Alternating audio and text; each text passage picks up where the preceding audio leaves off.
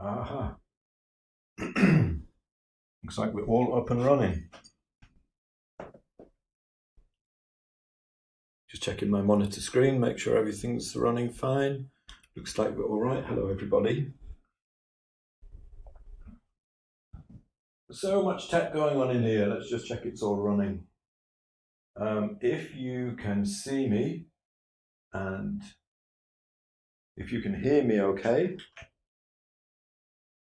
please do pop a little note in the comments if you're on YouTube, or the same if you're on Facebook, and just let me know if you can hear me okay. I'm pretty sure you can see me because I can see myself. Hello, Diane. Hi, Roxy. Good to see you. Hi, Cheryl. All's good, Carlene says. Thank you very much. Lovely. All right. Informal session today. I thought I'd start by just saying hello to you all. I'll take you through the setup a little bit. I've got a nice hot cup of tea because it's a bit chilly in the studio today. So this is where I normally paint, right? I've got my palette,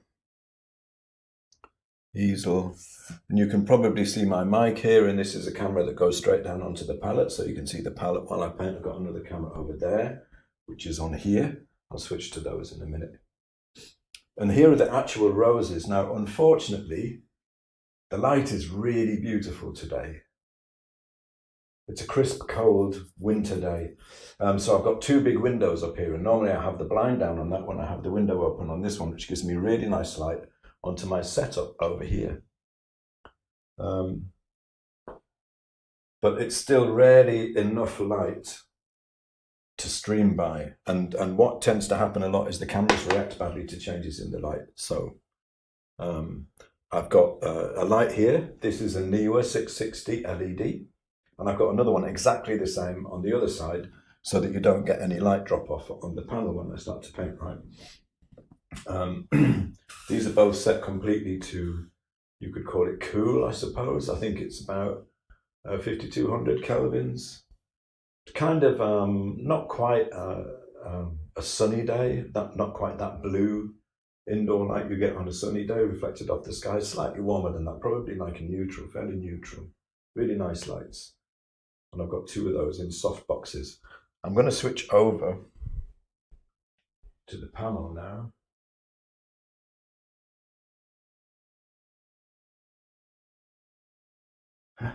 Yeah, it worked.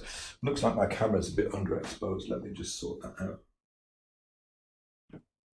The camera on the panel, I mean. You've all seen this before, right? I know there might be one or two people. I've got some new people joining me from YouTube now, haven't seen me stream live before. So this is the basic setup. You're looking down on my panel here.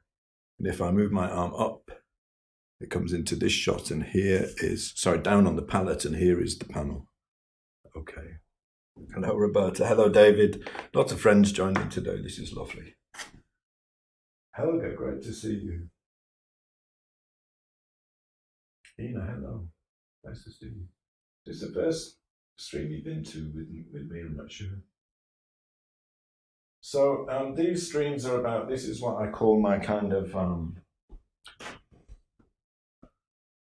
these streams that I do free, usually on Wednesdays. They're just about, imagine you popped around to the studio to visit, and I happen to be working, and you can sit and you can either set up an easel and paint along with me. I've also shared the reference photo for this. You can see the link, hopefully, in the description. You can grab the reference photo if you want to paint along, or if you just want to grab it. I'm itching to get going, so I'm going to start. Right, today is going to be a wipeout. By wipeout, I don't mean it's going to be horrendous. I mean, I'm going to do a wipeout composition sketch of these roses. I'm just going to do, kind of think of it as an underpainting, really. So that's a bit of linseed oil. This is a small amount of, I use pure gum terps for my solvent. I know a lot of people don't like it, but I'm a creature of habit. Big fat brush that I don't care about. Now this panel is a 10 an 8 by 10 Ampersand gesobord panel. But I have covered it with a layer of oil primer, which I put on almost like a trowel with this curved bladed palette knife. So you end up with a slightly textured but more smooth finish. And the reason I put that on is because it's less absorbent. It's a lot less absorbent. And I also find the very uniform texture of the Ampersand panels a little bit too uniform. So now I'm wiping it back so there's very little left on there. Okay. This is how I start my... Actually, I've started using this technique a lot for teaching because it helps people to get away from doing fiddly little drawings and getting involved in detail too quickly, and to think about what we really need to be thinking about as painters, which is the big picture, the big shapes, the patterns of light and dark. So this is lead white. I'm using Rublev lead white #1 in linseed oil. Absolutely gorgeous. Don't need tip. Raw umber. This is Michael Harding raw umber.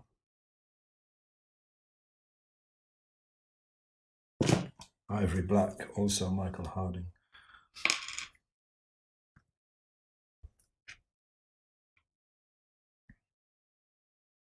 I will try hard to keep up with the comments, but it's difficult especially when I'm at the beginning and I'm just setting things up. I'll talk a little bit about these monster chips I've got here in a moment or two. Let me switch to the palette so you can see what I'm about to do. I don't need two of them up though. Right, so this is a Paul Cantore value scale. This is brilliant. The standard like 9 values of the Munsell scale with a value in between, but it's on a laminated card so you can put paint dabs on it and check. Just brilliant. $10 off eBay. Paul Cantore, brilliant. So I'm going to mix up a value 5, which is, if you haven't got anything like this, basically, and you're painting one, basically, I'm just after like a middle value. I usually use more raw umber than black. It's not a true neutral I'm mixing. It's slightly on the warm side, so it's got a little bit of chroma and it's got a bit more raw umber in it, so the hue is tending towards a yellow orange.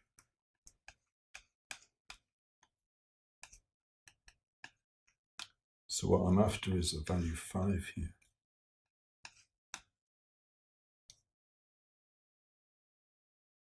Way too dark. What did I get? 4.5.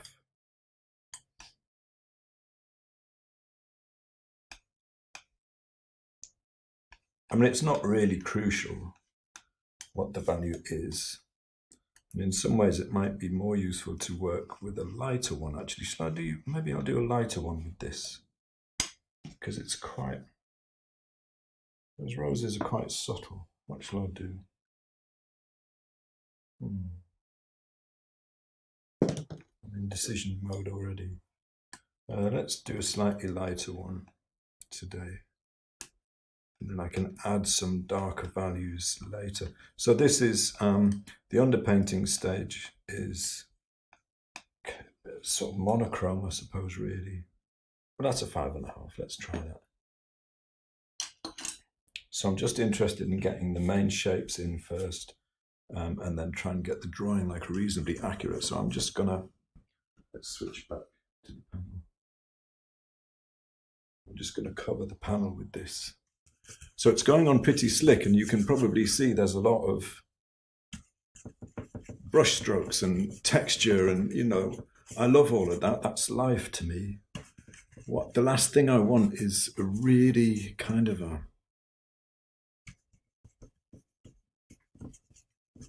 perfect finish, you know.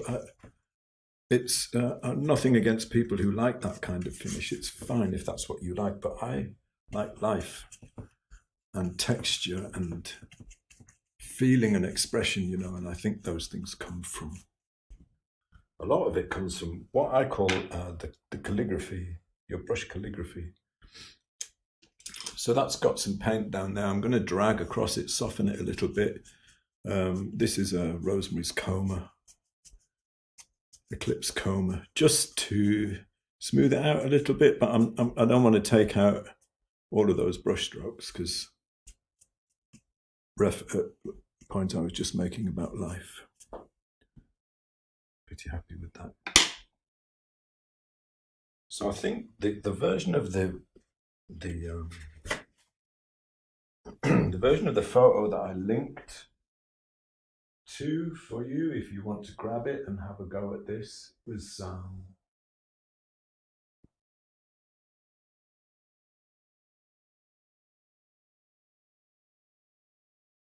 think it had a grid on it, did it? I'm not going to use the one with the grid myself because sometimes I prefer to do it just a little bit more organically. But if you want to draw very carefully, I mean, you don't have to paint it like this. You can always do a careful drawing with charcoal or, whatever you like to use. But I teach this method a lot because I have been teaching it almost exclusively lately because I found that it just gets people into the right kind of mode of visual perception, if you like, to be able to kind of advance their painting by thinking about shapes and not things.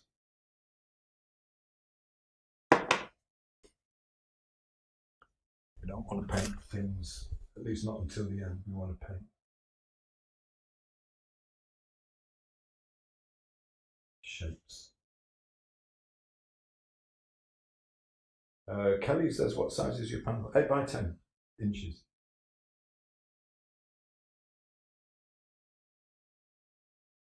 Hello, Beth. Yeah, aren't they lovely? These roses are so beautiful.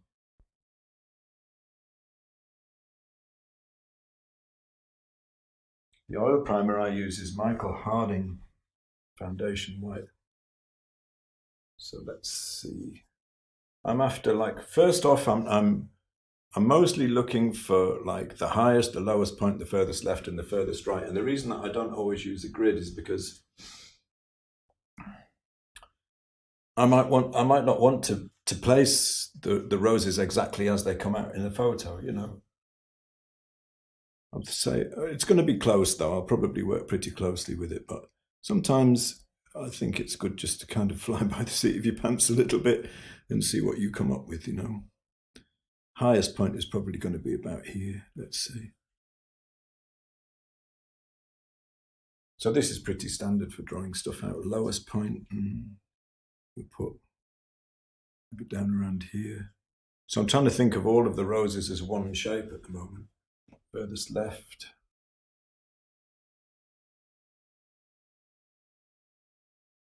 Probably over here somewhere. Maybe a little above halfway. I think I quite like where the roses sit in the frame in the photo. Furthest right point.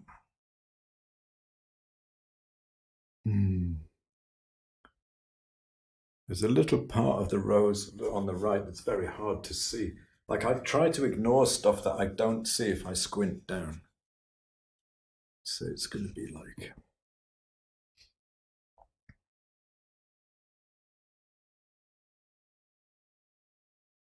over here somewhere.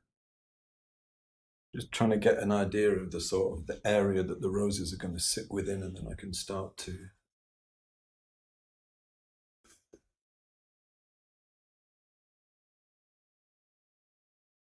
refine the shapes a little bit. See if I think these angles are about right. Look all right, that one's going to be coming down to about there. That's another nice thing about an oil primed panel like this is because it's less absorbent. When you wipe, if you start off with a gesso panel like this and then you put some oil primer on it, you get a nice slick surface. So when you wipe, it takes more of the paint off. Just it works really nicely, So then I'm going to think about dividing it again. So each individual light shape, where do they start and where do they end? The top of this light shape, about here probably. So I'm immediately trying to get away from thinking about the flowers, thinking about the roses, and just trying to think about where stuff is. So I'm squinting right down now, and I'm just looking at the, trying to just look at the shapes, you know. To probably come back to up there. So over here, like the two roses in the middle, they're basically one shape because they're linked up. So the furthest left part of this one shape of two roses is going to be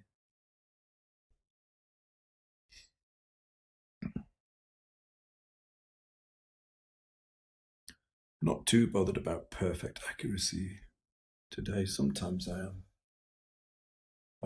I've started working on some portrait stuff lately, and I haven't done it for a long time, and realized that I really struggled with the drawing accuracy at first. By which I mean it was really hard work. And it made me realize that some of the skills that I used to have of drawing accuracy, and I used to be able to draw really accurately by eye, they've atrophied a little bit.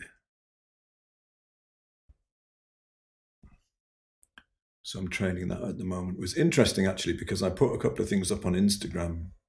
You can find me on Instagram under my own name.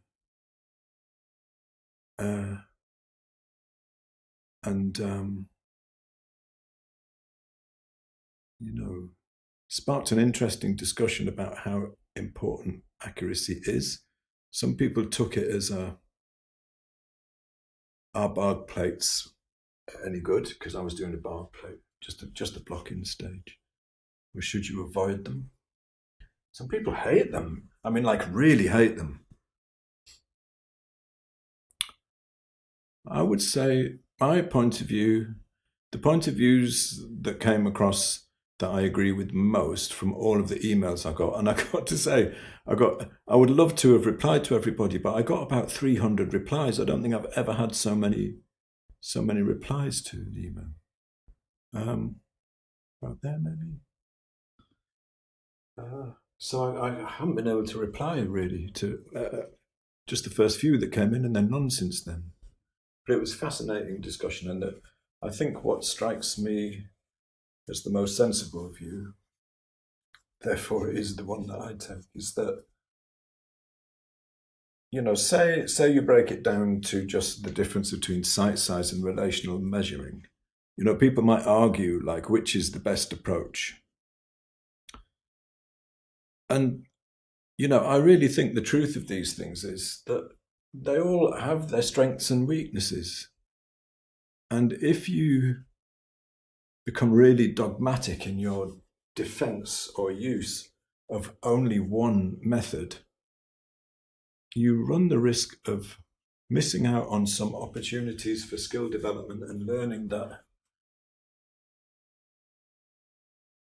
other methods might be able to give you. And why would you want to do that? I think the same with color, you know. Do experiment. I've been experimenting more lately with different kinds of color. And probably most of you who follow me know that I've been very keen on painting accurate color for a long time. And I think it's a bit like training drawing accuracy. It's an incredibly powerful skill to learn, mostly because it teaches you the principles behind color. So I know how a hue changes from light to shadow in indoor daylight conditions, and I can replicate those changes and change the hue, say, or change the value. Gives you a lot of freedom of expression. But, you know, I've been trying to paint very accurate color and largely succeeding, I think, he says confidently, for some time. And I'm beginning to move away from it now. But I'm hoping that the changes that I make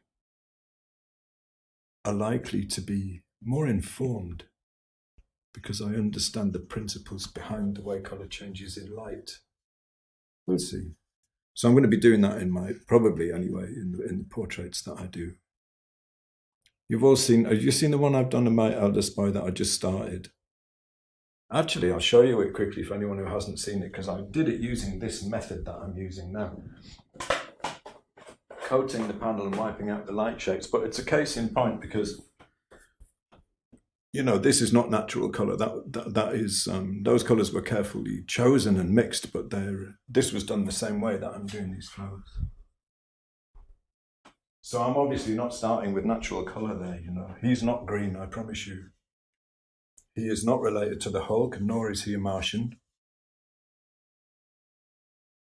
Is this, I need to find the bottom of this. Let's say this is going to go up. I'm trying to strike a balance between like being too careful and not being careful enough.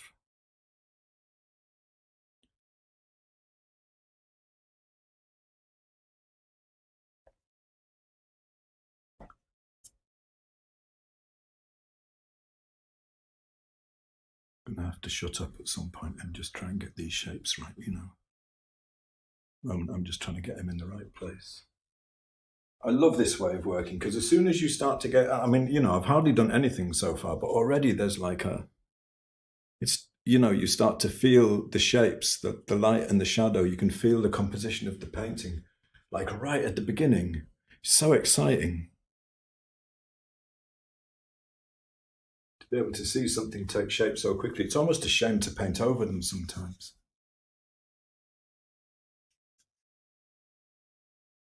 I think this is too high. It's not low enough, is it? It needs to come down a bit.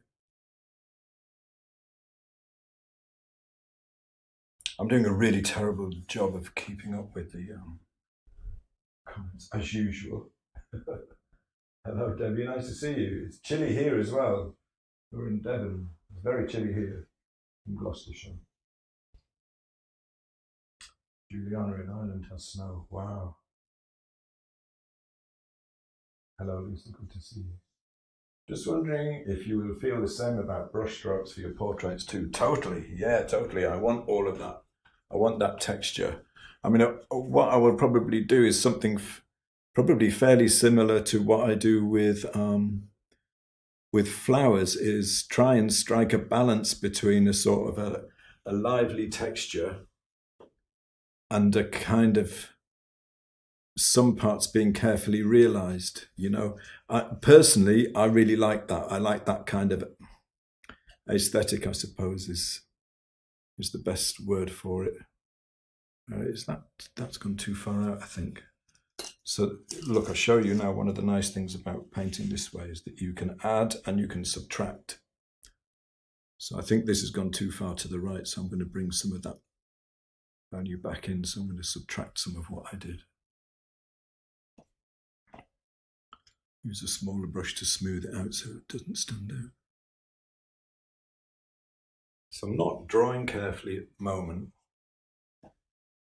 just trying to deal with the shapes and get a feel for the, you know, is that if the shapes work well, then the form kind of takes care of itself, I find, a lot of the time. And at some point soon, I will slow right down and try to work more accurately, but I'm not quite there yet. That's too low. I've noticed actually, since I've been doing the barg practice, that I repeatedly will judge distances and the sizes of shapes as being bigger than they really are. And I think that's quite common, you know. So that's part of the learning and the practice is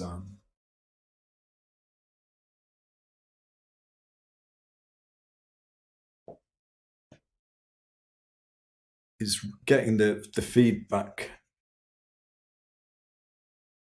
from checking. I think that's too low, actually.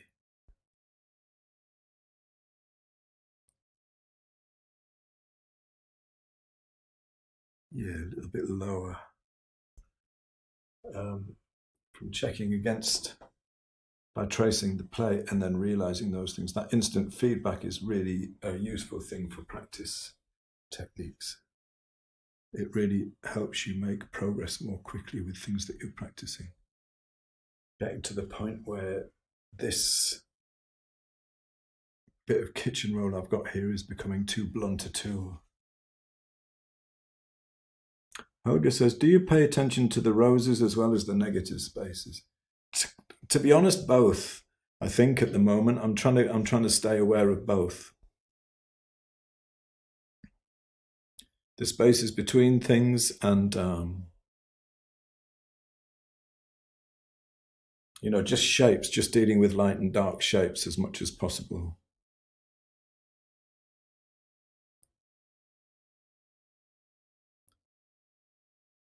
Positive and negative.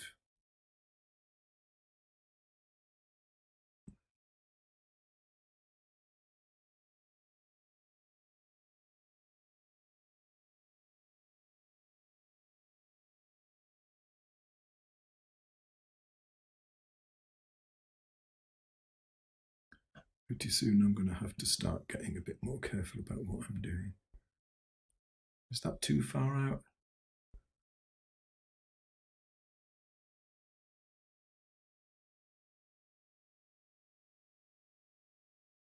I think that's about right.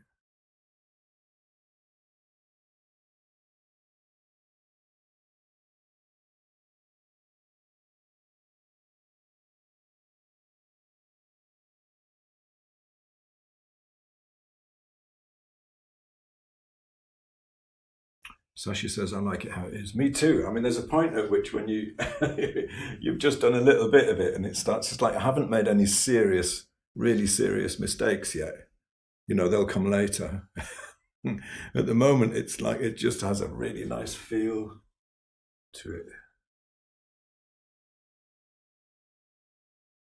I think I'm broadly... No, I think this still might be too high. I think maybe it should be lower. This bottom rose, I think, is quite a bit bigger than the one at the top, possibly.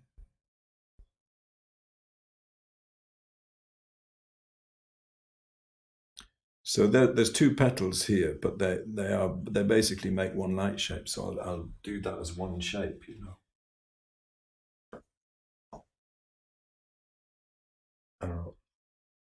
and I'm about to start going into trying to refine some of these shapes a bit and make them better.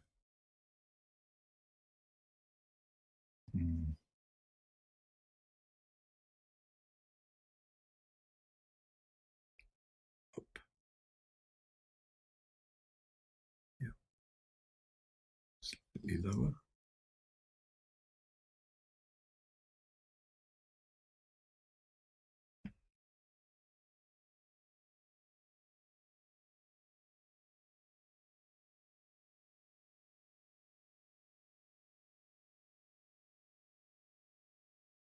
That's probably about right.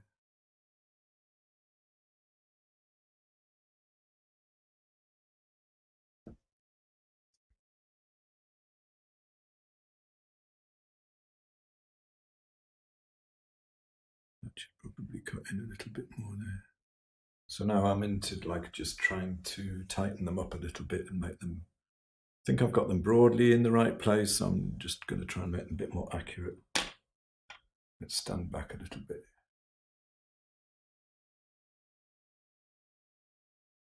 Thank you, Julia. Nice to see you. Hello, Georgette. You're in France now. In France. Yeah.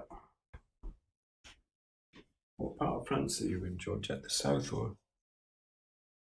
Because you had some terrible weather in the summer last year, didn't you? Incredibly hot.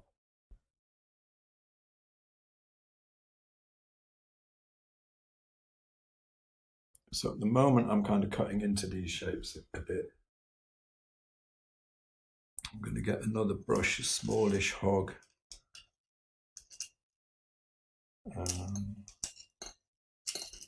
Which I am going to dip in solvent and wipe off where I need to try and refine some shapes.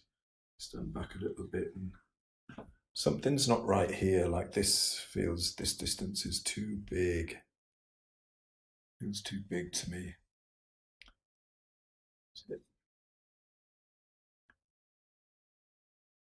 The distance between there and there, I'm not sure about.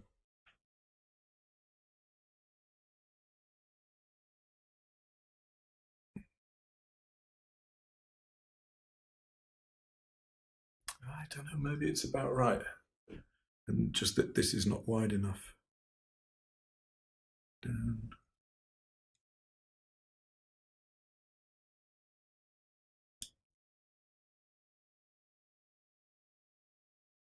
What I don't want to do is to get later on, to get further through the painting and then think, oh, you know what? One part of this that I've just spent ages working on is entirely in the wrong place. That's like disaster time. Because so much depends on, with this method, so much depends on the immediacy of it. So later, as I get further through, what I will do is the next session will be, next session on this painting, I'll be painting some opaque colour and mostly glazes in the shadows to build up the form and the shadows and the lights. So that's actually this line should be going up like this. So I'm staying squinting down. Something's bothering me around here. I'm not sure what it is. Maybe just that this edge is soft and I've got it too hard.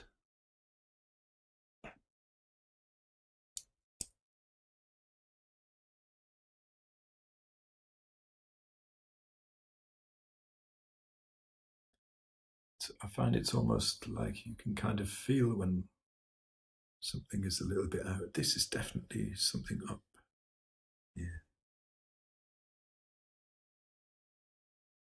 And I'm not that bothered about perfect accuracy today, but at the same time,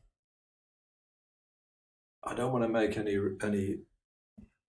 really obvious mistakes, because there's something I feel anyway, for me, there's something happens when your drawing is accurate. There's something, it's like the forms read better. Not saying it has to be that way for everybody by any means, especially given what I was saying earlier on about dogma. But I do feel it, for me,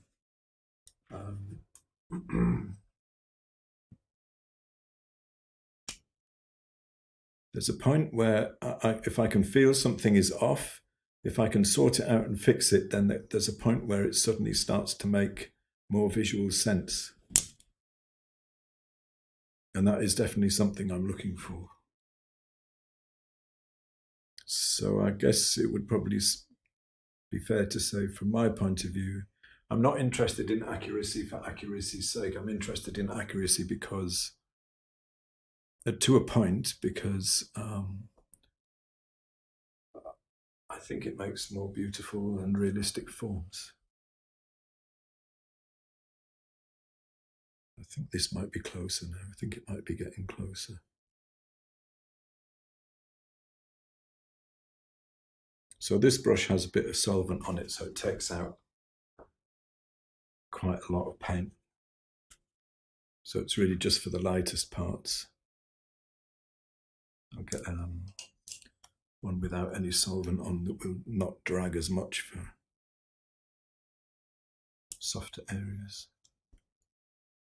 There's a knack to this, but what I've found is when I've been teaching this method with people is that they suddenly, it's like a light bulb comes on, and it's a shift in the way, I mean, we talk about it as a change in the way we see, but it's not actually that. It's a change in the way we think, because most of perception happens in the brain. Your eye is the receiving equipment, yes, but your brain creates the image that you see, creates the what makes sense as an image. You know, and your eye, the information from your eye processed by your brain is that's what perception is.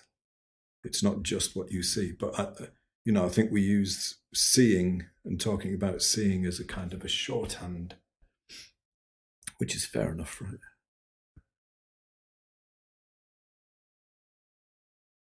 As long as it doesn't create confusion.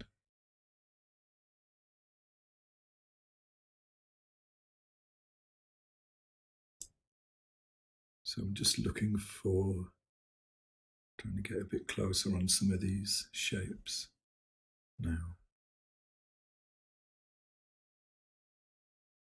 A little bit of what Harold Speed called dither is fine by me. You know, if I end up with an interesting shape that isn't quite what's there, I'm not going to have nightmares over it. I'm not obsessively accurate, but I don't want to make anything that's shouting to me as wrong. So I'm going to get another brush out now. Now this is a soft, it's like a semi-synthetic. So this will pull the paint off. Not that one, wrong one. Oops. God, where's it gone?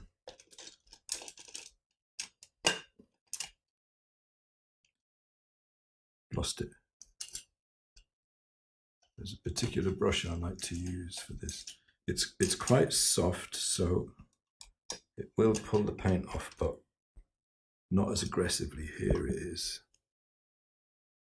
So this is what is this? Still got some writing on it.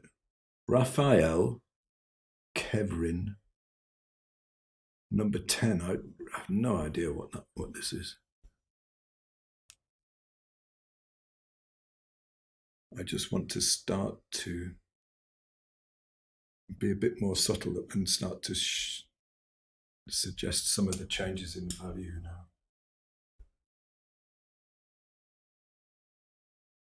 So when I paint over this, some parts of it will just be glazed, so you will still see the texture underneath.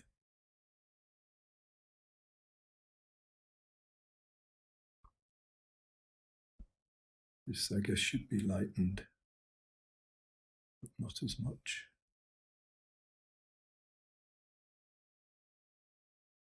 Is anybody painting along today? I was a bit late with putting out the email today, but I meant to send it yesterday, but I had such a busy day I didn't get to it. So what I hope to do this year for these streams that I do is to let you all know sooner when I'm doing it, like, at least a day before, give you the reference photo and a materials list, what I'll be using. So you can actually, if you want to, you can just paint along. I think that would be a nice thing to do.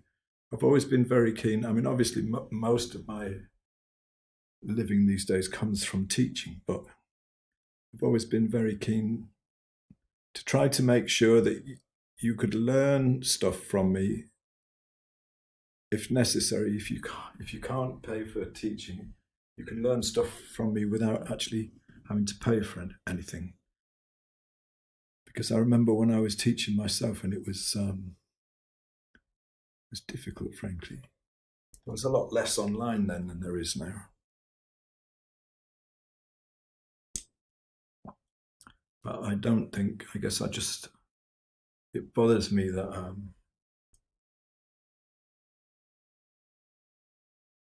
someone might be able to not learn and not make progress for purely financial reasons.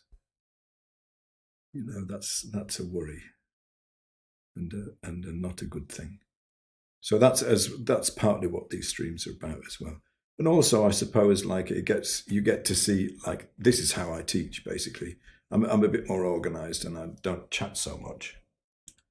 I've changed the workshops a little bit now. So what we do is we have an hour of focus when I'm describing what I'm doing and not looking at the messages. And then at break time, at the top of the hour, we have a cup of tea and we talk about anything that came up. And it seems to, I think it's better because it's best of both worlds, really. This is looking all right. I'm quite pleased so far. They're starting to kind of push out of the ether a little bit. Brilliant. Linda's painting along. Cool. So hopefully I'll be able to, more of you will be able to paint along in future, because I'll get myself together a bit sooner and get the email out and the reference photo and a little materials list, and you can just have a play. Do you know what I mean? Just come along and have a play, basically.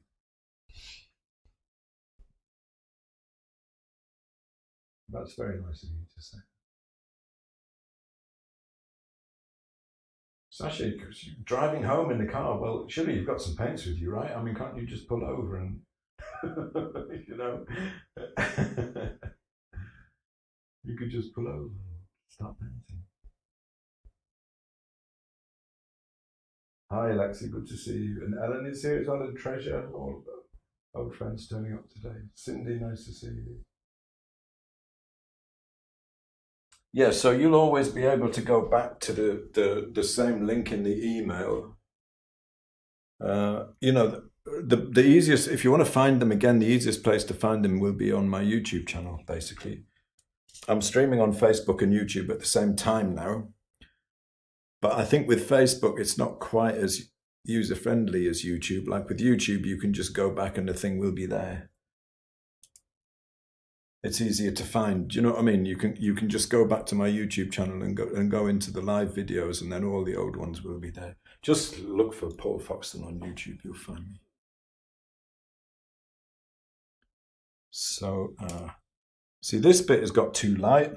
So I'm just going to take this and I'm going to drag the paint back up into it. So it's hopefully going to start to make it disappear into the shadow and soften the edge without me actually having to really paint anything, you know. So I'm starting to think about the edges now as well as the shapes and where they are. This is too light, so let's drag some paint into this.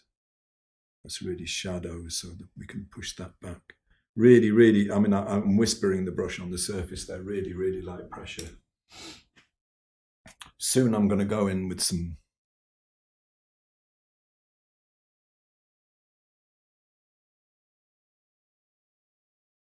darker value as well. But there's just something about them at this stage. I love them at this stage. So beautiful.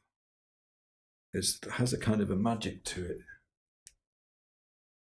it. Something about it being less defined, perhaps, and with all this texture, and you know, I do sometimes think when I go in and I paint over them that I don't achieve the same feeling of life sometimes that the underpainting had. Just trying to bring in the higher values with roughly the right shape. I'm pretty happy with where things are sitting now in the panel. I think.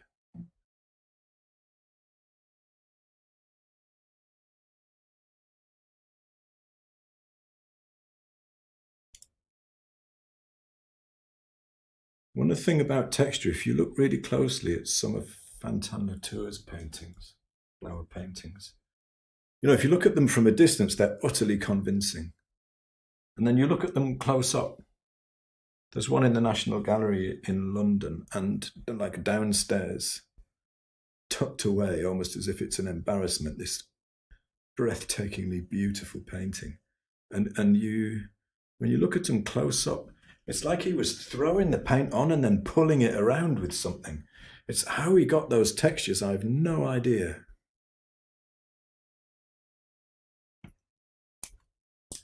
They really are astonishing.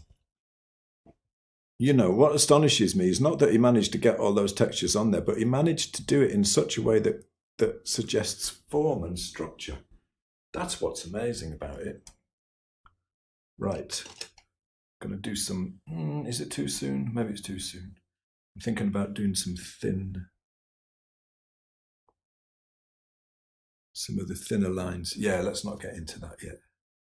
Let's carry on with the form. with the shapes. Mostly thinking about edges now.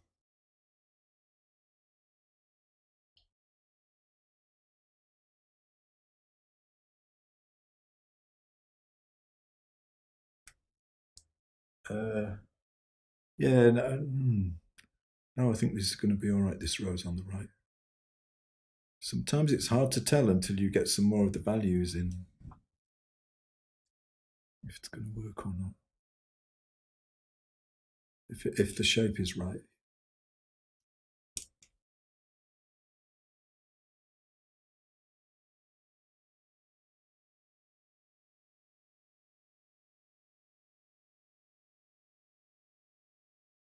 Squinting, looking for shapes. Looking for shapes and not things.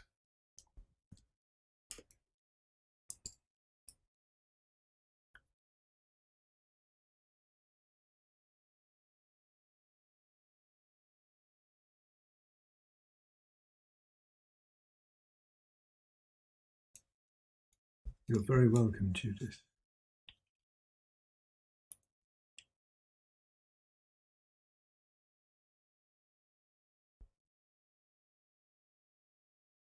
Is it Azim or Azime or Azim? I'm assuming. You said the camera is out of focus. What that probably is YouTube throttles the video quality depending on your internet connection. So if you look down at the bottom right of the video, there's a little gear icon, and you can click that, and it will give you some options for the quality of the video. So I think YouTube is often a little bit too circumspect on how much data your connection can handle. So just whack that up, and it should go. The blurriness should go, right? Try that. Down, down, down, down. Left, left, left, left. I'm losing the clarity of the shapes. Up. Better.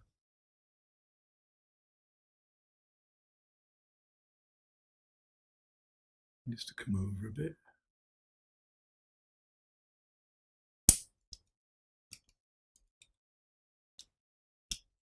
Oh, don't. Jim, you've just mentioned an artist that I'm pretty much obsessed with.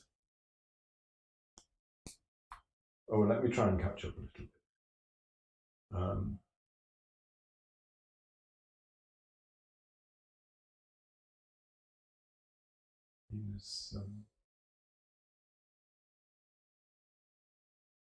that's rough. Yeah. You're very welcome, Ian. If you have my email address, drop me an email and we'll see what we can do to help you out, okay? I always have what I call scholarship places on my courses and workshops for anyone who is really struggling and but really wants to learn. So it really does bother me that someone could not learn because of silly financial considerations. I've been there and I know what it's like. Drop me an email if you've got my email address. We'll see what we can sort out for you. It's coming, right? I think it's coming. I'm not really feeling this as enough as one shape yet, though, so maybe I need to be up here again. Yeah, we've got some light values here I haven't put in yet. One there. It's vaguely a triangle shape. Constructed out of these light shapes here. This come down more.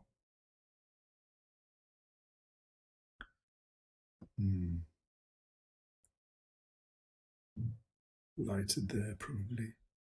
Oh, that's mum with youngest boy just coming home, so he's probably going to dive straight in here and want to know what I'm up to.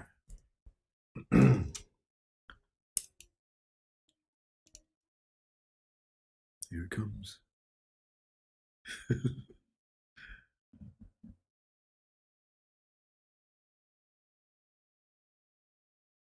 He's going to be an artist too, or something. Hello?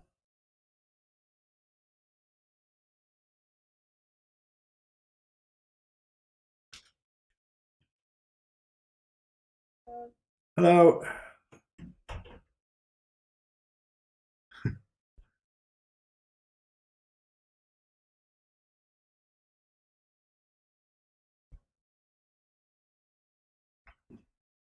You see, now that the forms are starting to come out, I really love all of this. You see all of the brushstrokes in the background. I really love all of that texture. And, I really feel it gives it something, gives it some life. Just now I'm feeling like I'm in probably a reasonably good place, and I'm just working the textures and some of the smaller forms and trying to bring those out a little more now. Constantly squinting and trying to make sure that I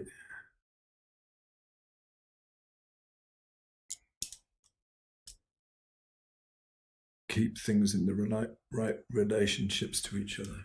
Oh, let me catch up on the messages. Lots of messages today. I like to chat, so please don't hold back. No.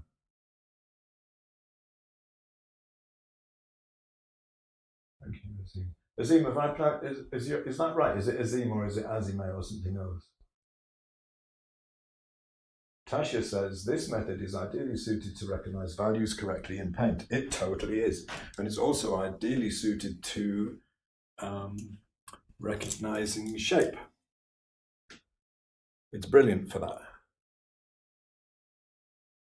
The overall balance of the light and dark shapes. It's brilliant for that. And you can squint down, like if you have the reference or if you're working from life, you can squint down, let your eye bounce between one and the other, and you can see small differences when they're out. So I'm just going through and refining a little bit now as the forms are starting to appear. It's almost like you pull the forms out of nothingness. I really, really love this way of working.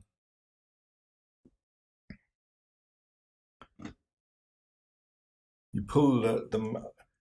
This is probably getting a little bit too poetic, but it's like you pull the order out of chaos. You create chaos on the panel first, and then you pull the painting out of it a bit at a time. Gently tease it out. Such a nice way to work. I don't mind if there's the odd small mistake in the drawing as long as I'm close. And you can end up with something that's almost like looks almost like an old black and white photo, but nicer because it's got more feeling or more expression or something. I'm going to go into a smaller brush. So this is a Rosemary's Angled Eclipse 1/4 inch small. I'm going to get some solvent on it and then wipe it off because I want to get a couple of these small details, like refine the shape of these a little bit so they're a bit more accurate. So they're more suggestive of the form rather than just being random blobs. So I'm looking for where I want a harder edge and where I want soft, and try and refine these shapes a little. But things are going all right. I would guardedly say at the moment, things are going all right. So color-wise, if you looked very closely at the colors in the just seen something. That is not there. That mark is not there in the photo.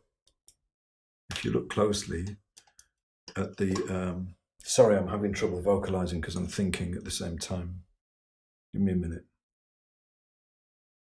I want to say something about the color. I'm obviously not at that stage yet, but I will be at some point. So just give me a minute to sort this out.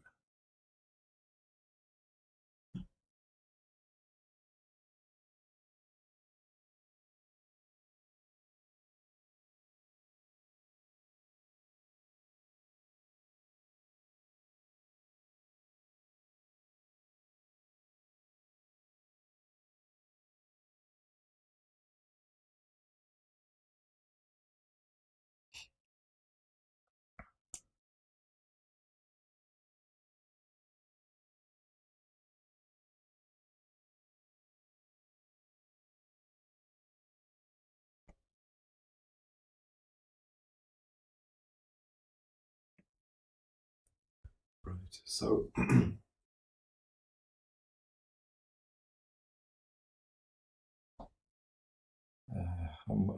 I'm sorry. I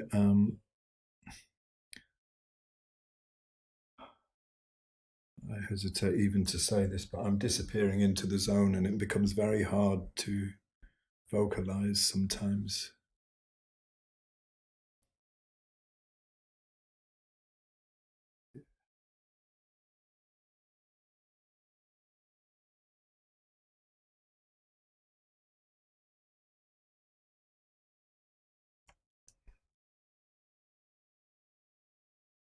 So,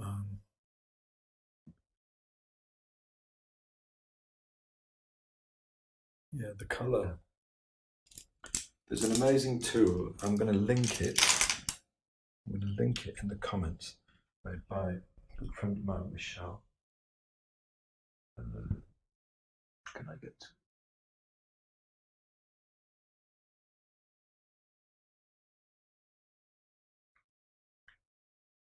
this here? So you can stick a photo in. You can stick upload a photo to that. It's an amazing tool, and it will tell you. It will not only as you can sample little areas of it, and it will show you a swatch of what the color actually is.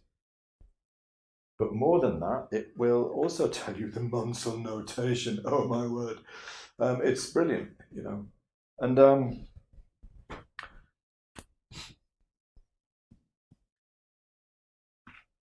but the restriction of it is it depends on the quality of your photo entirely, you know. So if you don't take color accurate photos, and in my experience, taking color accurate photos is really hard. You can get fairly close, but getting really accurate is not a simple task. And am I getting too into detail now?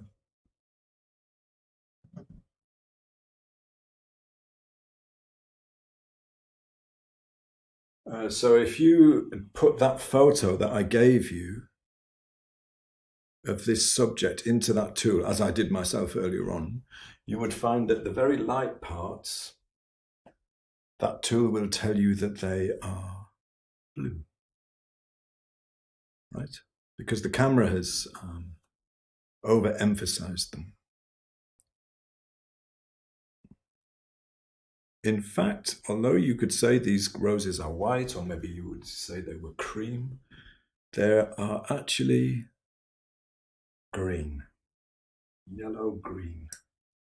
This is the local color of the roses, and it's a yellow-green. So the light parts will be this color eventually. But what happens a lot when you get into the shadow areas with something that's very low chroma like this, by low chroma I mean the color is very close to neutral. The color goes much warmer. The hue shifts. The chroma will go up.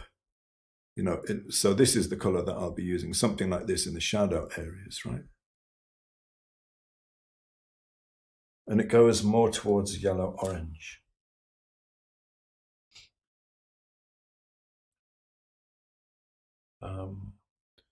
So although a tool like that is wonderful, and I'm always spreading the word on that tool because I think it's so brilliant and useful, at the same time, it's probably a good idea to be slightly wary of becoming too dependent on a tool like that, because the results that it can show you will depend on your photography skills, the color bias of your camera, and how well you can correct the color, you know. So you can get some pretty wild results that way that actually don't reflect reality.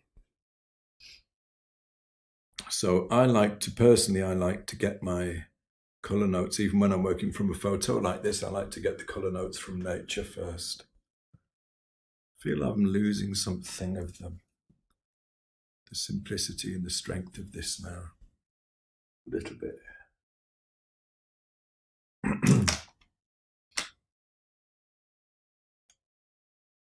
Going bit too far into detail. Maybe time to pull back a little. It makes a darker value. So in terms of my Cantore value scale, this is going to be a value 3, so it's quite a bit darker.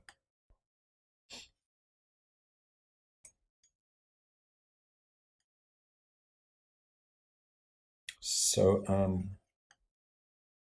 before I put any of this on, I'm going to catch up with the comments because something is needling at the edge of my mind. Something I missed that someone said.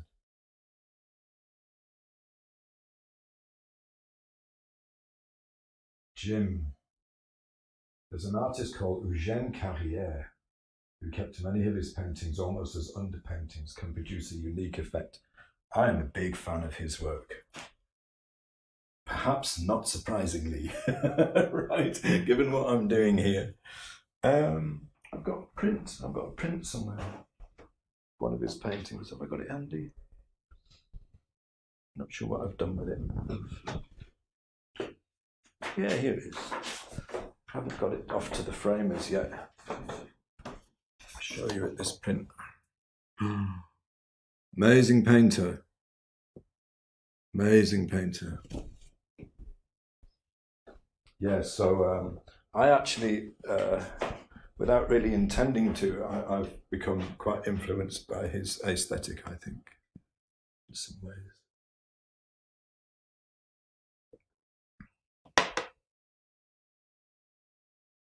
Pretty definitely influenced by Carrière. Eugène Carrière. He's a symbolist.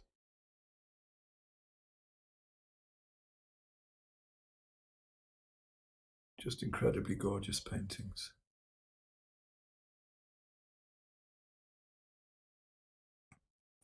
Paintings that move you, you know, they're about more than just them.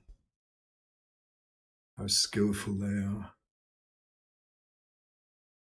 You know, I know a lot of people are big fans of, especially in the US these days, big fans of late 19th century French painting. I've got to say, academic painting does nothing for me at all. It doesn't move me, but can appreciate the incredibly high levels of skill and envy them. But as an aesthetic, I don't find it moving. I don't find it aesthetically moving. Eugène Carrière, I find his work very moving.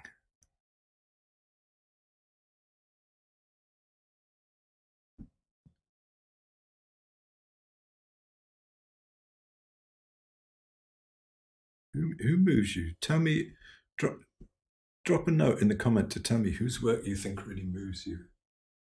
When you look at it and you think, and you feel actually more than you think, it elicits an emotional response in you. I'm going to tell you a couple of mine contemporary painters. One is Scott Connery. I have in mind a particular painting he did of his daughter. His daughter's back, actually, that he posted on Facebook recently. Oh my God. Just sat and stared at that for a while. I feel emotional even thinking about it. What a painting. What a painting. If you want to talk about flower painters that produce moving work, then to me, you can't do that without talking about Kathleen Speranza, who incidentally also uses this wipeout technique to start paintings. Those two artists, their work moves me in a visceral way, you know, in a, I don't know, is visceral the word? Perhaps almost a spiritual way, but it moves me. And Eugène Carrière has the same effect, for me anyway. I mean, you know, I'm just talking about what moves me. Obviously, it is different for all of us. What really kind of grabs our attention and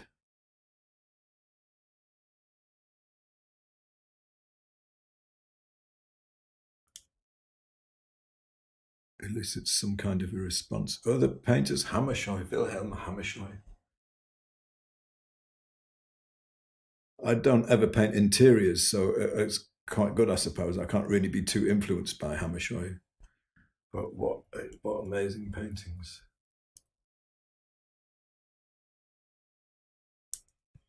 Oh, right. So I was trying to catch up. Doesn't take much to set me off, as you can gather. Everybody who's saying thank you, you're really welcome. I enjoy doing this, I really do.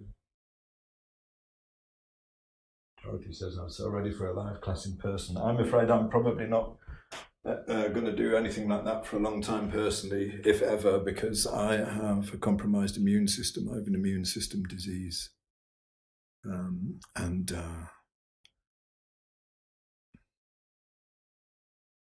I don't think SARS, COVID, all of these various diseases, I don't think they're going away, frankly. And I have to protect myself. Quite often find myself in situations where I'm the only person masked. I'm not having a go at anybody who doesn't mask. You make your own decisions as far as I'm concerned. But that's why I will never do face-to-face workshops again. Just teach online, because I get to share stuff this way without putting myself in danger. I'm so enjoying this stream today, though. I haven't done one since I think the first or second week of December, and I do miss them when I don't do them.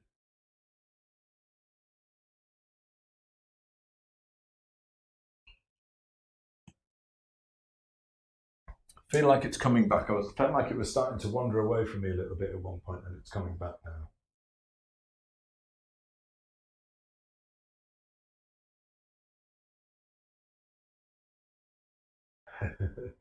That's nice of you to say, Marcia.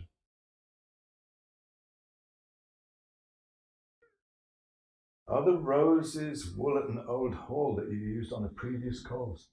They're not actually. They're quite a bit smaller. Those are gorgeous, those roses. Yeah, thankfully, you've just reminded me that I need to go out and January is the time for cutting them back, actually. So I need to sort them out, those roses.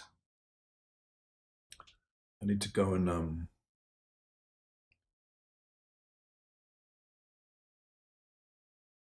prune them. That's the word I'm looking for. So I get nice, strong roses. No, these are a lot smaller. I can't remember what these are. I think they are David Austin, but I can't remember what they are now. Fetching.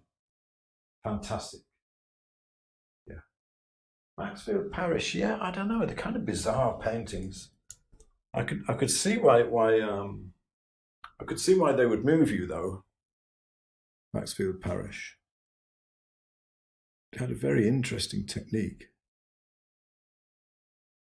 And I think they're really beautiful, yeah. Fetching totally. I mean, oodles of expression I feel coming through. Sargent's Capri paintings. Marianne says Scott's eggs give me chills. Yeah. Anne says Modigliani. Interesting. Interesting. A modernist. And do you feel that you would like to do some work more in that vein? More in a kind of a modernist vein?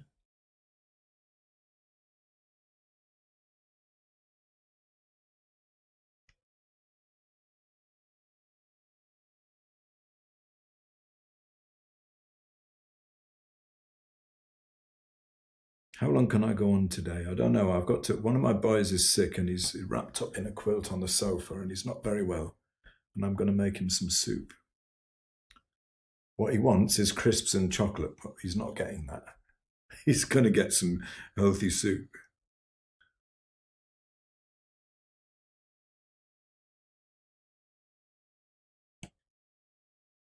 I think I would guardedly say they're starting to come back, I think, a little bit now. I'm starting to pull it back.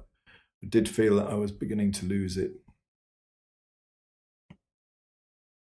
like lose the big forms, you know, in the details. It's so easy for that to happen. Desperately want to avoid that happening.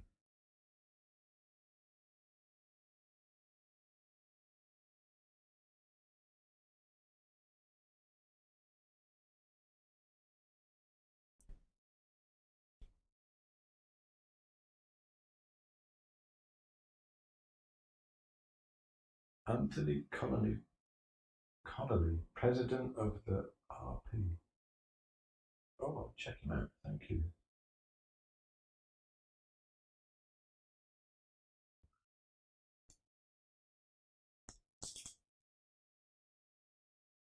Isaac Levitan and Soraya. Yeah, sure, yeah. Yeah, very much get that.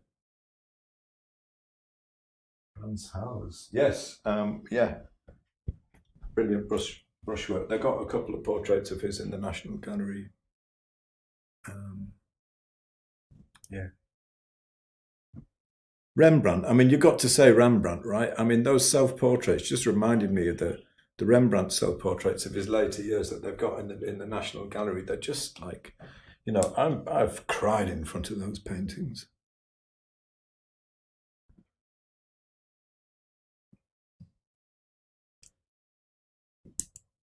They're astounding.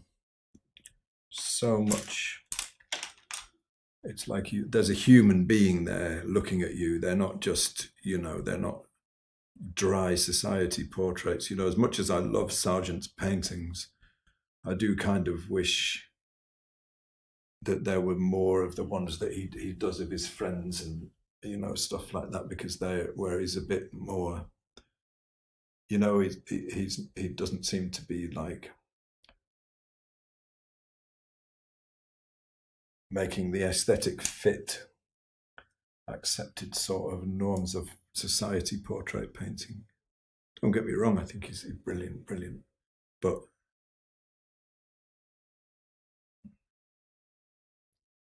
some of the paintings that people go on about the most are the ones that I like the least, funnily enough. Right, painters that don't move me. Let's get contentious. Painters that I look at and I think, why do it that way? Angry. I don't get it. I just don't get it. I'm quite aware that a lot of people would find it really, really beautiful. Angry. Don't get it.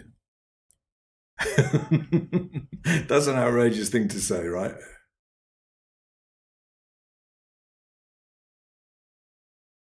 Okay, here it comes, the big one. Bouguereau. Just no, I don't get it. Incredibly skilled, you know. But for me, the aesthetic of the paintings is too far removed from my everyday experience to make sense to me. I suspect that's what it is, you know. Incredible painter. No two ways about it. Doesn't move me though. Doesn't move me. Doesn't mean I dislike the painting. It just means it doesn't move me, which is not the same thing.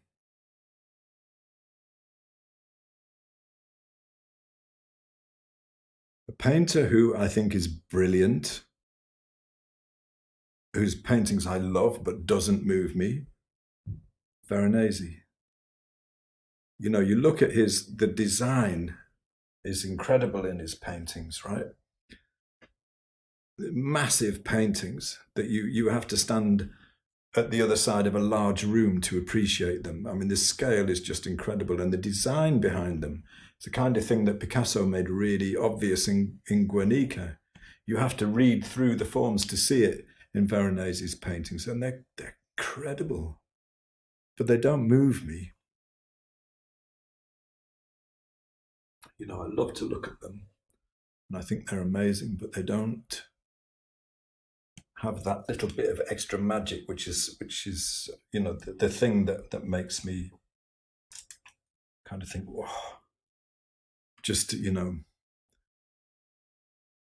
to have to stop and stare and just forget everything for a while in the presence of this thing. That doesn't happen to me with Veronese, but I love his work. I think he's brilliant.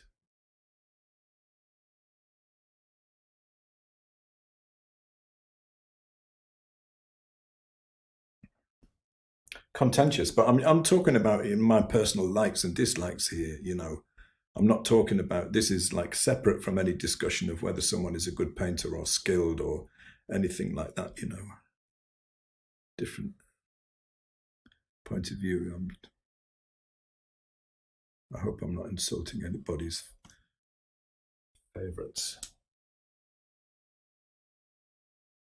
Right, tell me, drop a note in the comment. Tell me who doesn't move you, whose paintings don't move you. Someone's going to say Paul Foxton. Fair enough.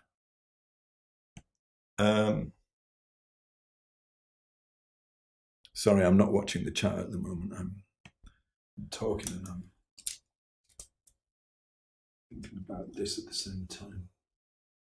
I think we're getting somewhere. Pollock. That's a good one, Jackson Pollock. Yeah, I have to say, doesn't move me. I shouldn't laugh, should I? Oh dear, sacred cows we're sacrificing today. Jackson Pollock, what is that about? I mean, really. There's a film where one of his paintings was mentioned.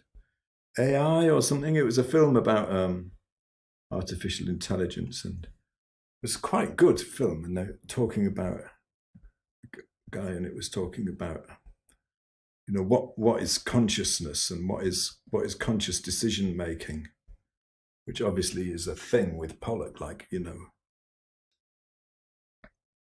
He's giving over a lot of the mark making to gravity, I suppose you could say. But does it move me? God no. God no. And I want to be moved, I want to be moved by painting.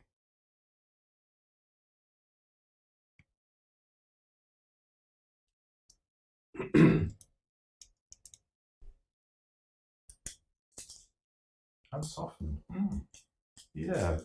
It does all the colour stuff, right? Picasso, agreed. Brenda says, I could tell you, but I won't. Woo. Is it someone we know?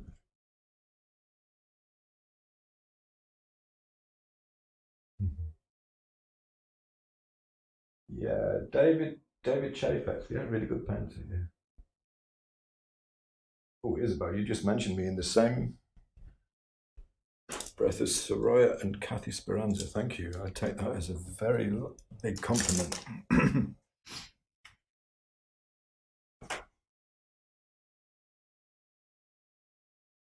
Cheryl says, I tuned in late. Can you let us know your palette for these roses, please? Beautiful job. Thank you. So yeah, all I've got is lead white, raw umber, and ivory black. And I just mixed up slight on the warm side of neutral, a value probably about 5.5.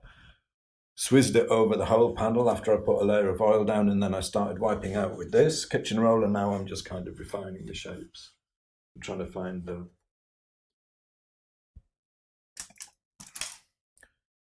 the forms and take it as far as I see how far I want to take this before I feel like I'm pushing it too far, and I should stop and let it dry. I'm in two minds about putting some dark values into it now. I'm actually thinking about keeping this as a very light valued piece, like not following the values of the photo at all, because I kind of like it where it is at the moment. Maybe I'll do that.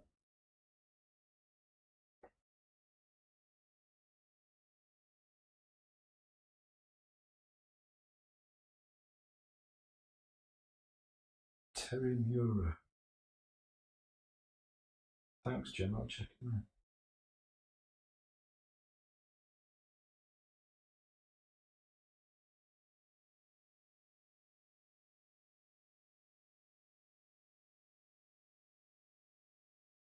Amadeo Bocchi. Thank you, Junior. I'll check that out. Peter Kolwitz. Yeah, moving for me too. Denise says, are you going to paint a little bit of the vase or just do the stems or just the roses? I'm just going to do the roses. I don't think I'm going to do anything. I like the way they're floating at the moment. I'm definitely not going to do the vase, and I'm probably not going to do the stems. I'm probably not going to do any of that, I don't think. You know, just focus on the flowers more than likely.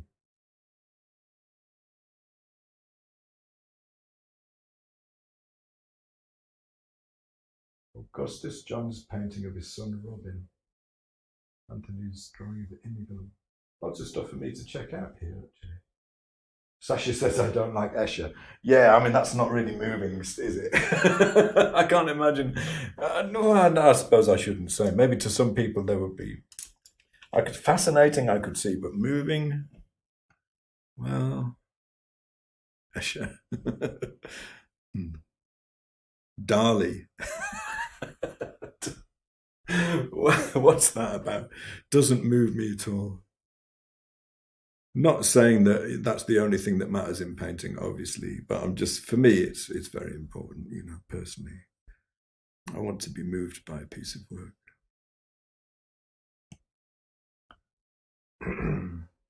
And some stuff for me is it's too dry for me to really connect with it. Need to bring a little bit of lighter value in here.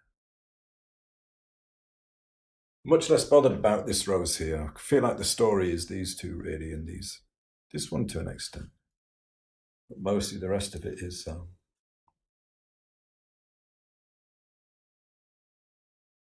supporting. I'm going to smooth a lot of this over so that it's not too harsh. Because when I paint over this, like some of this will disappear, obviously.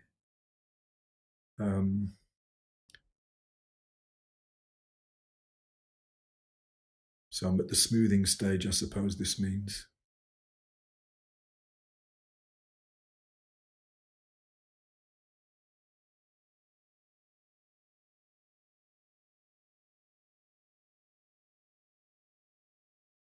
Shall I put that little bit that sticks out there in? I'm so tempted. Go on, let's put it in. A little bit on the left of this rose at the top. They're becoming roses to me now. They're less shapes, moving a little bit beyond the shape stage and into it being a rose stage. A little bit.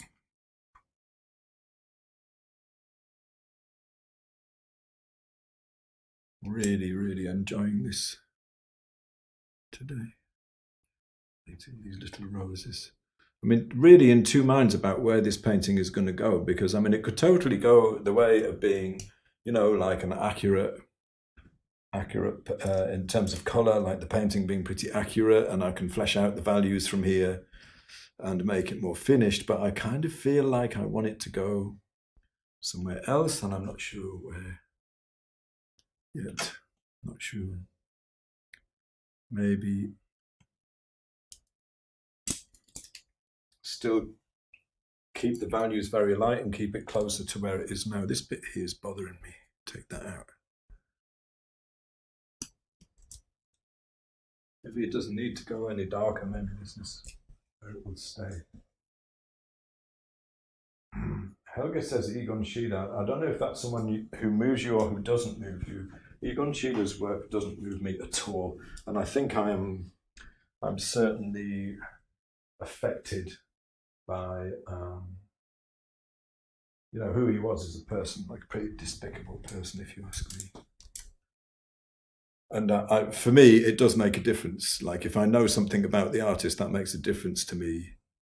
You know, all that business about who's that guy called, contemporary artist who uses photography a lot, he's abusing his models. Like that makes a difference to me. You know, I see his work differently knowing that. It's also true that a lot of the painters in history were pretty dodgy individuals, you know. That makes a difference to me too if I find that out about them.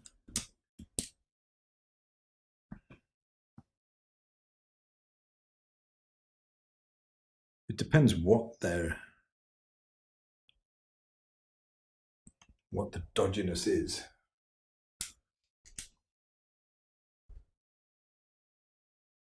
Brendan says, are you going to cool the background like in the live still? Cool it. I don't know. I'm not going to go for the photo.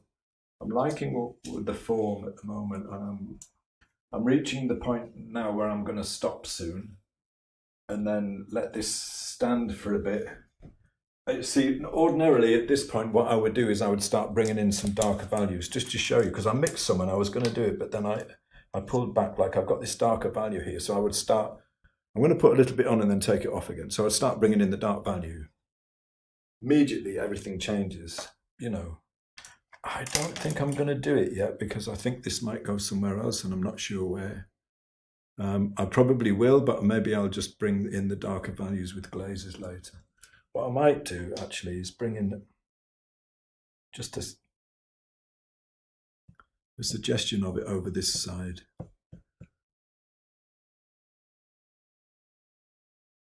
I'm thinking about keeping this really close values actually. Just kind of to see, but then you never know. I mean, I could completely change my mind at some point and think, no, I'm going to use the full value range and finish it as a very realistic painting, or I'm not sure at the moment. I'm not sure. There's something I like about it at this stage. I'm worried about losing. Hello, Denaldi. Good to see you too.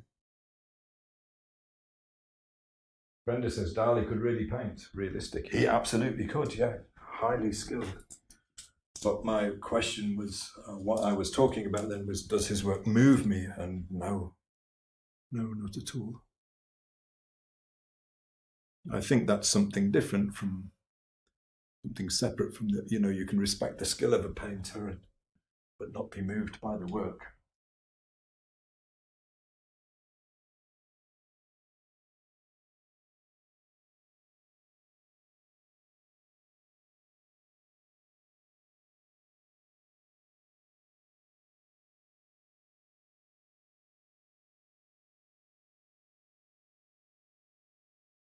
Thank you, Marcia. Oh, so that's difficult. That's a difficult thing for me to hear. I always find it quite difficult if someone says to me that something I do reminds them of someone else's work. I suppose partly because I don't want to do work that looks like someone else's. I want the work to look like mine. But there's no getting away from the fact that, I'm a big fan of Kathy's roses, and I'm sure she's a lovely person as well. And I'm sure that once that stuff gets in your head, you can't completely get it out again. It's a difficult question, how much you're influenced by other people, especially other contemporary artists, especially your friends, undoubtedly. And then, if you deliberately try to do something that doesn't look like someone else's work, isn't that as bad, because you're allowing your impression of their work to affect what you do? It's a conundrum. Matisse, one of the superstars, but I look at them and nothing happens. Same here. Hello, Sean. Happy New Year to you too. My portrait study is going pretty well, but I haven't done anything for a few days. I've been busy with other things. But I found some models. I'm going to start hiring models to come to the studio and sit for me. So, more is going to be coming soon.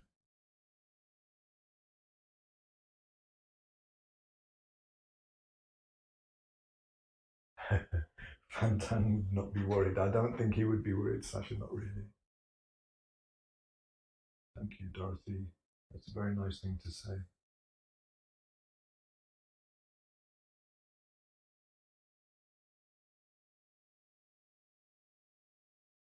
Hi, Margaret. Thanks, Sasha. Portraits of my son. Yeah. Yeah, there's something about painting him which is, I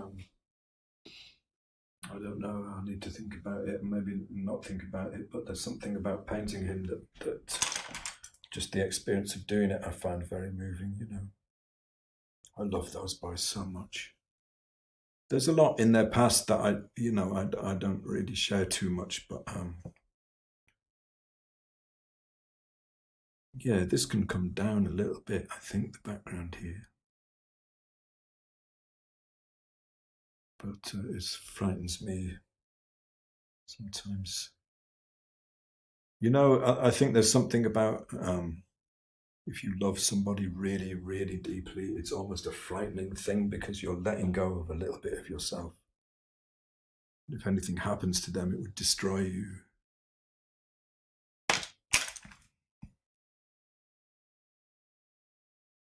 I'm actually planning to do quite a long series of certainly the eldest boy, and if I can persuade the youngest boy to sit still just long enough for me to take a photo, for God's sake, would be good. I tried the other day. He's such a character. He's so funny. He was pulling up mad faces and, had me in fits of laughter, but I didn't get a single photo that I could use. Whereas the eldest boy is calm enough now that he can actually sit for me and I can paint him from life. Okay, I'm going to leave this here now because I don't want to mess with it anymore until I've decided where it's going to go. I don't think there's anything shouting at me as being horrendously wrong. And obviously that I can still make a lot of corrections later if I want to. I'm quite happy with it as a start. Might not even do that much to it, A little bit of work on it here and there, I think. That's a nice thing, Marsha, to say thank you. Brenda says there's something about not having the darker values in this painting. Yeah, I think so too. I'm not sure what it is. There's something about the very limited values that makes it more ethereal. I'll maybe push them a little bit, but Lucian Freud. I'm not sure how I feel about Lucian Freud. Sometimes I see his work and I think it's just too ugly, and otherwise I think, no, I get it. I get why he did it that way. It's not, And then sometimes I think he's just trying too hard to be, a little bit controversial, like most modernist work is. But there is definitely something about his work. I can see why people really love his work, for sure. I'm just not quite decided myself on whether I do or not. Okay, this has been brilliant fun today. Got a nice underpainting out of it. It's been lovely to chat to you. Thank you, everybody, for coming along and making it a special experience.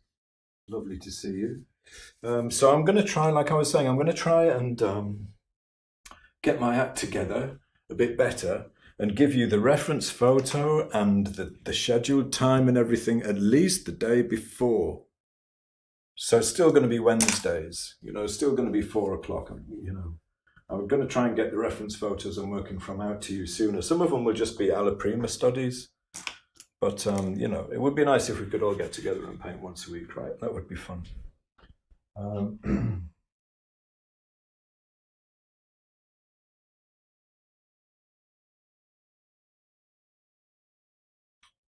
Thank you so much, everybody, for coming. It's been very pleasant. And I'll see you again next week. Hopefully at the same time next week. If not before, if you're on my workshop at the moment. Okay, thanks very much, everyone. I'll see you again soon. Bye for now.